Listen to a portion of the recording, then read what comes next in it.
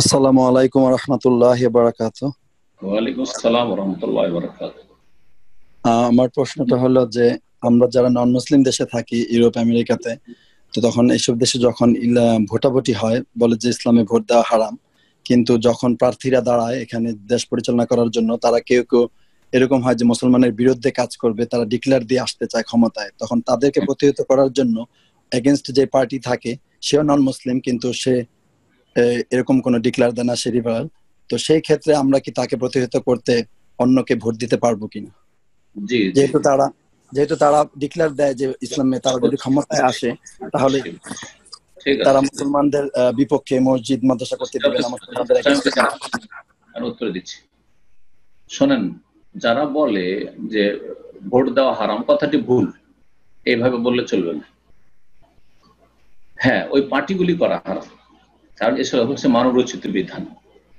কথা বলছে আমলাহুম শুরাকা, এক্ষুনি আয়াত শুনলেন, সূরা শুরা, শারা লাহুম মিনাদ-দ্বীন, আল্লাহর কি শরীক আছে যারা তাদের জন্য তাদের জীবন বিধান প্রণয়ন করেছেন, রচনা করেছে, মানব রচিত বিধান মানবে তারা। এই জন্য সেসব দল করা যাবে না, দলের সাথে সংশ্লিষ্ট হওয়া যাবে না। কিন্তু ভালো দিয়ে, তুলনামূলক ভালো দিয়ে মন্দকে প্রতিহত করার জন্য আমরা ভোট দিতে পারবো। এটি হচ্ছে সঠিক মত, এটি হচ্ছে সঠিক মত। যে কোনো দেশে, যেসব গণতান্ত্রিক দেশে ইলেকশন ভোট হয়, সেখানে এই পথটা অবলম্বন করবেন। কোনো একটি পার্টি করা যাবে না, এমনকি যেগুলো ইসলামিক দল বলছেন সেগুলো ইসলামিক দল না, কারণ গণতন্ত্র কোনো ইসলামী নয়। সুতরাং ইসলামী দল বলাটাই ভুল। এগুলোকে ইসলামের আলোকে সেগুলি ইসলামী দল নয়, সেগুলি সবগুলি হচ্ছে মানব রচিত দল। সুতরাং সেই দলের মধ্যে নেই মামাতে কানা মামা ভালো। যদি কানা মামা থাকে তাহলে নাই মামার চাইতে ভালো। তো এরকম করবেন ইনশাআল্লাহ, কোনো অসুবিধা নেই। জি, আসসালামু আলাইকুম। ওয়ালাইকুম আসসালাম ওয়া রাহমাতুল্লাহি ওয়া বারাকাতুহু। সেটা হলো যে নিউ ইয়র্কের একটি মসজিদে, আমি তো নিউ ইয়র্কে আছি, জি, বয়ান হয় কনফারেন্সে, টেলি কনফারেন্সের মাধ্যমে। তা আমি মসজিদ কমিটির এক লোকের মাধ্যমে প্রশ্নটা করলাম যে আল্লাহ কোথায়, আল্লাহর কি আকার আছে কিনা। উনি জবাব দিচ্ছেন যে আল্লাহ সর্বত্র বিরাজমান, আল্লাহ কোনো আকার নাই। আর যে ভাই প্রশ্নটা করছেন উনি কোনো ভ্রান্ত সালাফি আলেমের ধারা ভ্রান্ত আকীদায় আছেন, উনি যাতে আশারি মাতুরি বই দুইটা পড়ে নেয়। হ্যাঁ, এখন আমার প্রশ্ন, আশারি মাতুরি বই আপনি লাস্ট টাইমে বলছিলেন এটা ভ্রান্ত আকীদার বই, আপনার লেকচার থেকে জানতে পারছি। তো এখন সহি আকীদার যে আরো আগে সালাফি সালেহিগণ বা তাবি সাহাবি তাদের বিস্তারিত কোনো বই আছে যে আল্লাহর আকার আছে বা সর্বত্র বিরাজমান না, ক্ষমতা ব্যক্তি সর্বত্র কিন্তু বিরাজমান সর্বত্র না, যেমন কোরআনে আছে হাদিসে আছে, কিন্তু তারা যেটা উল্টা বলতেছে। তো এই ব্যাপারে থাকলে একটু বলবেন প্লিজ, ধন্যবাদ। বিসমিল্লাহির রহমানির রহিম, আলহামদুলিল্লাহ ওয়াসসালাতু ওয়াসসালামু আলা রাসূলিল্লাহ ওয়া আলা আলিহি ওয়া সাহবিহি ওয়া মান ওয়ালা, আম্মা বাদ।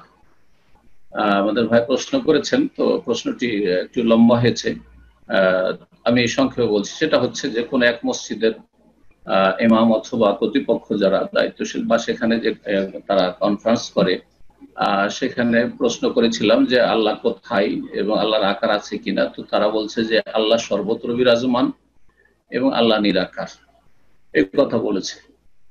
এই দোষটি জনগণের আগে আমাদের সমাজের যারা আলেম সমাজ তাদের আকীদায় ভ্রান্ত আকীদা, আল্লাহর আসমা এবং সিফাত সম্পর্কে, আল্লাহর নাম এবং গুণাবলী সম্পর্কে আমাদের দেশের অধিকাংশ আলেমদের আকীদাই হচ্ছে ভ্রান্ত আকীদা। যে আকীদা কোরআন সুন্নাহ ভিত্তিক আকীদা নয়, একবারে গুমরাহকারী আকীদা। তারা যারা আলেম সমাজ তারা নিজেরা গুমরাহ হয়েছে, দাল্লুন এবং মুদিল্লুন, এবং তারা পথভ্রষ্ট করছে সাধারণ জনগণকে। আর অল্প যাদের বিদ্যা, অল্প লেখাপড়া করেছে, তারা বেচারা তা আসল বিষয়টা বুঝে উঠতে পারছে না। তো আল্লাহ হেফাজত করুক, আল্লাহ হেফাজত করুক। এই রোগগুলি সারাতে হবে, এগুলি হচ্ছে আমাদের কাজ। আর যতটা যে সারালো রোগ আমরা চিকিৎসা করার চেষ্টা করব। এখন রোগী যদি সে ঠিক টাইম টেবিল মেনে যদি ওষুধ সেবন করে আর যে ডায়েট কন্ট্রোল করে, পথ্যের খেয়াল রাখে, তাহলে রোগের নিরাময় হবে, সুস্থ হবে। আর যদি রোগী পরোয়া না করে, সুগার আছে ও মিষ্টি চিনি খেতে থাকবে, প্রেশার আছে ও প্রেশার যাতে বাড়ে তাই করবে, ইত্যাদি ইত্যাদি, তাহলে তো আর ভালো হবে না। তো আমাদের কাজ হচ্ছে রোগীকে ভালো করার চেষ্টা করা। এর আগেও বলেছি যে যত পথভ্রষ্টরা রয়েছে তারা হচ্ছে রোগীর মতো, আর যারা তাদেরকে সঠিক পথ দেখাচ্ছে, কোরআন সুন্নাহর দাওয়াত দিচ্ছে, তারা হচ্ছে চিকিৎসকের মত। চিকিৎসক যে আচরণটা করে, ভালো চিকিৎসক যদি হয়, কত মায়া করে, কত সৎ পরামর্শ দেয় রোগীকে, ঠিক তেমনি আমরা মায়া করে তাদেরকে সঠিক পথ দেখাবার চেষ্টা করব। তাদের আমার হিতাকাঙ্ক্ষী, আর দিন নাসিহা, দিন হচ্ছে হিতাকাঙ্ক্ষী হওয়ার নাম। কিন্তু তারা সেই নাসিহা যদি কবুল না করে, তাহলে আল্লাহর হুজ্জত কায়েম হয়ে গেল, তাদের অজুহাত আল্লাহর সামনে আর থাকবে না। কিয়ামতের দিন বলতে পারবে না যে আমাদের জানার সুযোগ ছিল না। তারা হতভাগা, নিজেকে ইল্লামান সাফিহা নাফসাহ, তারা নিজেদের নির্বুদ্ধিতার পরিচয় দিল, নিজেকে গুমরাহ পথভ্রষ্ট করলো। কথা হচ্ছে যে কোরআন এবং সুন্নাহ যদি আপনি নিরপেক্ষ দৃষ্টি, মগজে আগে থেকে কিছু ঢোকাবার দরকার নেই, যদি আপনি নিরপেক্ষ হয়ে পড়েন, তাহলে স্পষ্ট পাবেন যে আল্লাহ রাব্বুল আলামিন 7 আসমানের উপর, সমস্ত সৃষ্টির উপর আরশে সমুন্নত। 7-8টি আয়াত রয়েছে, যে আয়াতগুলিতে বলা হয়েছে আর রহমানু আলাল আরশি ইস্তাওয়া, যেমন সূরা তাহাতে রহমান পরম করুণাময় আরশে সমুন্নত। অন্য আয়াতে বলা হয়েছে আল্লাহুল্লাযী খালাকাস সামাওয়াতি ওয়াল আরদা ফি সিত্তাতি আইয়ামিন সুম্মা ইস্তাওয়া আলাল আরশ। এই সুম্মা ইস্তাওয়া আলাল আরশ দিয়ে অধিকাংশ আয়াতগুলি এসেছে। আল্লাহ সেই সত্তা যিনি 6 দিনে আকাশ এবং জমিন সমূহ সৃষ্টি করেছেন, অতঃপর তিনি সুম্মা ইস্তাওয়া আলাল আরশে, তিনি আরশে সমুন্নত হয়েছেন। এখন আরশ কোথায় আছে? সর্বত্র বিরাজমান, তারা বলবে যে আরশে আছে, কিন্তু আরশ সব জায়গায় আল্লাহ। হ্যাঁ, বেদাতীদের একটি কথা আছে আমাদের সমাজে, বাঙালি সমাজে বিশেষ করে, কলুবুল মুমিন আরশুর রহমান, মুমিনের কলব আল্লাহর আরশ, তো এখানেই তো আল্লাহ আছে। না, এটা কুফরি কথা, একবারে কুফর। তার মানে আপনার ভিতরে আমার ভিতরে সব জায়গায় আল্লাহ এখানে আছে। আউযুবিল্লাহ, কুফরি। এটি হচ্ছে ওয়াহদাতুল ওজুদ। জি, তো অদ্বৈতবাদ যেটাকে বলা হয়, কুফর, স্পষ্ট কুফরি। তো আল্লাহ রাব্বুল আলামিন তার আরশে সমুন্নত, আর আরশ 7 আসমানের উপরে আছে। কি করে? আল্লাহ কোরআন বলছে আমানতু মান ফিস সামাই, তোমরা কি নির্ভীক ভয় করো না সেই সত্তাকে যিনি আকাশের উপরে রয়েছেন। মান ফিস সামাই, জি, তো এগুলো কোরআনে কারীমের আয়াত। তাহলে আল্লাহ রাব্বুল আলামিন কোথায়, এটা কোরআনের আয়াত দিয়ে আপনি স্পষ্ট বুঝতে পারবেন, যদি কোরআনের তরজমাটা ভালো করে বুঝে পড়ার চেষ্টা করেন, সামান্য তাফসীর সহ। ডানে বামে প্রভাবিত হবেন না, আপনি বিভ্রান্তির শিকার হবেন না, আশারি মাতুরিদি আর মুতাজিলা ওইসব ফিরকার মতবাদ পড়বেন না আপনি। জি, আপনি সরাসরি কোরআন থেকে আপনি স্টাডি করুন, রাসূলুল্লাহ সাল্লাল্লাহু আলাইহি ওয়াসাল্লামের হাদিস থেকে স্টাডি করুন। এক মেয়েকে দাসীকে জিজ্ঞেস করছেন আইন আল্লাহ, আল্লাহ কোথায়? বলছে ফিস সামাই, আকাশের উপরে। এটা ছোট্ট মেয়ে, নাবালিকা মেয়ে, ও আরবদের 1400 বছর আগে জানতো আল্লাহ কোথায়, বলছে আকাশে। জি, বরং যারা বিদাতি, যারা বলছে আল্লাহ সর্বত্র বিরাজমান, তাদেরও প্রকৃতি বলছে, তাদের নেচার বলছে, তাদের এই স্বভাবের উপর আল্লাহ সৃষ্টি করেছেন যে আল্লাহ আমাদের ঊর্ধ্বে।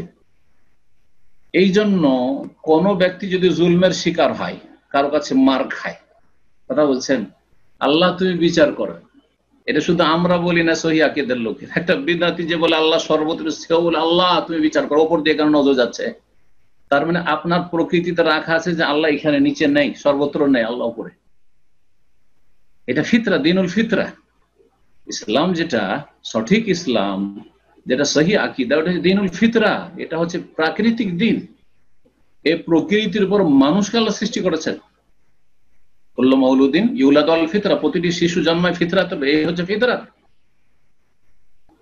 তো আল্লাহ তাহলে সমস্ত সৃষ্টির ঊর্ধ্বে, সৃষ্টির ভিতরে না, সৃষ্টির ঊর্ধ্বে।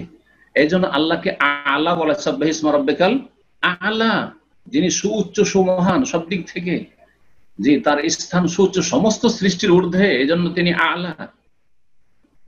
সুবহান রাব্বিয়াল আলা, সেজদা কি দোয়া পড়ছেন আপনি? তাসবিহ পড়ছেন, সুবহান রাব্বিয়াল আলা, আমার রব যিনি আলা, সবচেয়ে উঁচাতে, সবকিছুর ঊর্ধ্বে।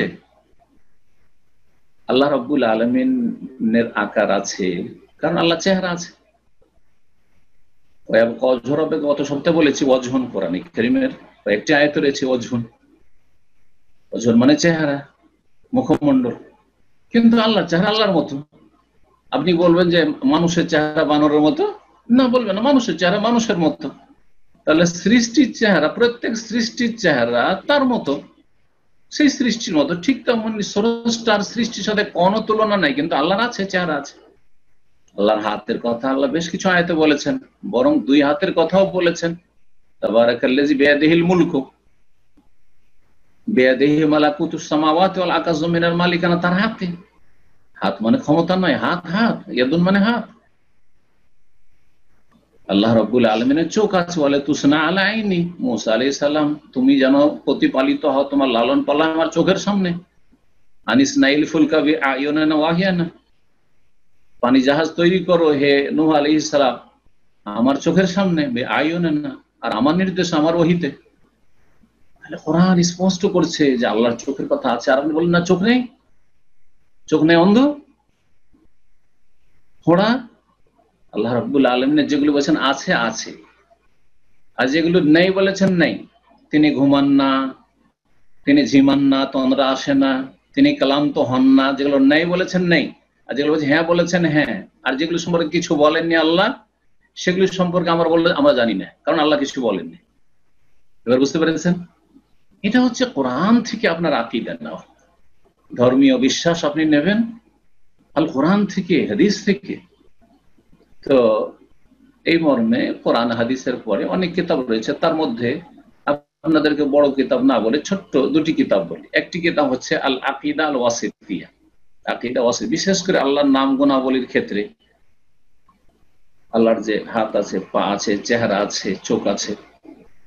তো এই ক্ষেত্রে ইমাম ইবনে তাইমিয়া রাহমাতুল্লাহ কিতাব আল আকীদা আল ওয়াসিতিয়া আমি মূল কিতাবের অনুবাদ করেছি, আর ওর একটা ব্যাখ্যার অনুবাদ আর এক ভাই করেছেন। বিস্তারিত যদি পড়তে চান, ব্যাখ্যাটা বাংলাদেশে ছেপেছে। আর আমার যেটা আকীদা ওয়াসিতিয়া, ওটা আপনারা ওখানেও, নিউ ইয়র্কেও আপনারা ওখানে পাবেন, আপনি ইনশাআল্লাহ খোঁজ করলে সহিহ আকীদার যেসব ভাইরা বা তাদের মসজিদ আছে সেখানে পাবেন, আমরা বহুবার পাঠিয়েছি। আরেকটি হচ্ছে আকীদা তাহাউইয়া, ইমাম তাহাবী রাহমাতুল্লাহ আলাইহি। ইমাম তাহাবী রাহমাতুল্লাহ আলাইহি মাযহাবে হানাফি ছিলেন, কিন্তু আকীদা তিনি আশারী আর মাতুরিদি ছিলেন না, তিনি সালাফি ছিলেন, কোরআন সুন্নাহর অনুসারী ছিলেন, সাহাবায়ে কেরামদের অনুসারী। সালাফি মানে আলাদা আবার কোনো ফিরকা নাই, বরং সালাফি মানে সালাফদের অনুসারী। সালাফ হচ্ছেন সাহাবীরা, সালাফ হচ্ছেন তাবেঈন, সালাফ হচ্ছেন তাবা তাবেঈন। এই 3টি স্বর্ণযুগের লোকেদেরকে সালাফ বলা হয়। জি, আমরা তাদের উত্তরসূরি, তারা আমাদের পূর্বসূরি। তারা পূর্বে সঠিক দিনের উপর তারা চলে গেছেন, তারা আমাদের আদর্শ রাসূলুল্লাহ সাল্লাল্লাহু আলাইহি ওয়াসাল্লামের পর। তো এই আকীদা তাহাউইয়া নামক কিতাবটি, এটা বাংলা অনুবাদ হয়েছে।